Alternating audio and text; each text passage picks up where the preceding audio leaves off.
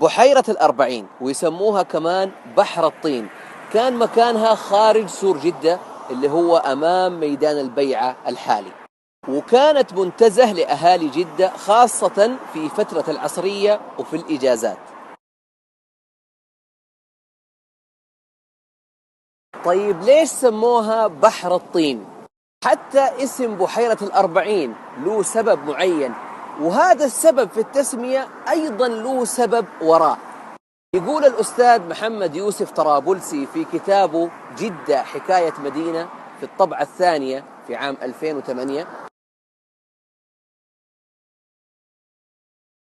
يتذكر أنه قبل أكثر من 50 سنة كان في صندقة خشب على البحيرة يسكنها شخص اسمه مرزوق، وهذا الشخص اللي اسمه مرزوق كان يأجر للناس لساتك الكفرات عشان كانوا يجوا يسبحوا ويلعبوا ويستمتعوا في بحيرة الأربعين. وطبعا كانت البحيرة بغير شكلها الحالي اللي هي عليه اليوم، كانت مفتوحة بمجرى يمتد من البحر ألين يصب هنا في البحيرة، وبسبب رمي مياه الصرف الصحي في هذه البحيرة انسد هذا المجرى وصارت تطلع ريحة كريهة. ويقول الكاتب إنه من الصعب تحديد مساحة البحيرة، خاصة وإنهم ردموا أجزاء كبيرة منها، ومن هذه الأجزاء اللي تردمت افتتاح الشارع الجديد في هذيك الأيام اللي هو شارع الذهب. وفي خبر قريته في بعض الصحف يقول إنه مساحة البحيرة 290 ألف متر مربع، وعمقها من 4 إلى 8 أمتار. والجهات المسؤولة في مدينة جدة أعادوا تنظيف البحيرة بشكل كامل.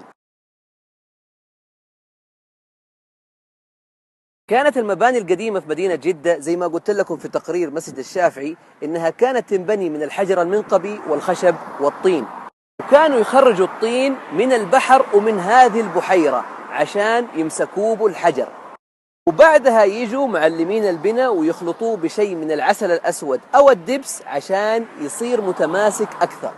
وكان آخر واحد يشتغل في هذه الشغلة أو هذه المهمة هو الشيخ محمد باخريبة.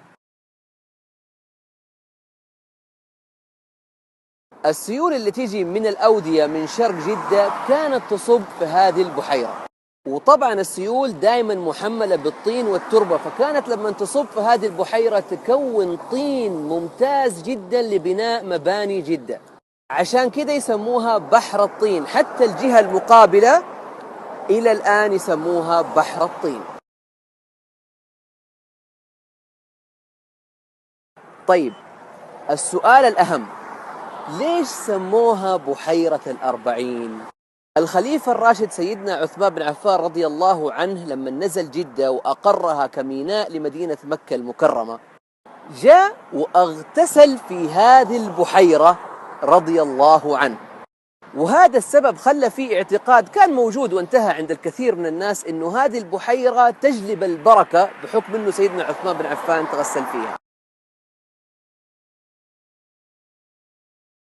فكانوا الحريم بعد ما ينتهوا من فترة النفاس اللي هي 40 يوم يجوا ويتغسلوا بموية هذه البحيرة، فعشان انتشار هذه العادة بين الكثير من سكان المنطقة سموها بحيرة الأربعين نسبة إلى 40 يوم تبع النفاس. ومن عجائب هذه البحيرة إنه كان على بعد أمتار معدودة من شاطئها وعلى عمق متر واحد بس كانت تستخرج موية حلوة رغم أنها مربوطة بالبحر.